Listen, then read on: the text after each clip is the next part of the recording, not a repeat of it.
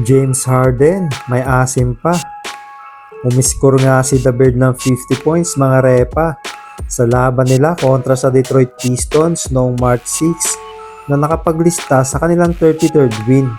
Sa edad niya na 35 ay may average point siya na 20.1 per game at di mo akalain na magagawa niya pang umiskor ng ganitong puntos at maitala ang kanyang 24th career 50-point game. Pero noong James Harden prime mga taong 2019 mga repa ay normal na lang sa kanya ang paggawa ng 50 points sa isang game. At sa katunayan nga ay nakapagtala ito ng 12 beses at kasama ng 3 beses na pag-score niya ng 60-point game. At sa pagkakataon ngang ito mga repa ay muntikan niya ng mapantayan ng 25 times na record na naitala ni Kobe Bryant na nasa ikatlong pwesto na mayroong 50-point games sa NBA record history book.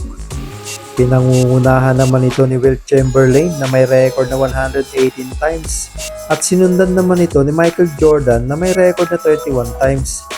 Bagamat hindi pa niya napantayan si Kobe Bryant sa nasabing record mga repa, ay naging pangwalo naman siya sa Clippers franchise history na may 50-point game simula 2018. Na ang nakagawa naman ito dati ay si Lou Williams kontra sa Golden State Warriors. Naging second oldest NBA player din siya na maka-score ng 50 points on 0 days rest pagkatapos niya makapagtala ng 21 points kontra sa Phoenix Suns noong March 5. Sa tingin nyo mga repa, kakayanin kaya ni The Beard na agawin ang pangatlong pwesto at lagpasan ang nagawang record ni Black Mamba?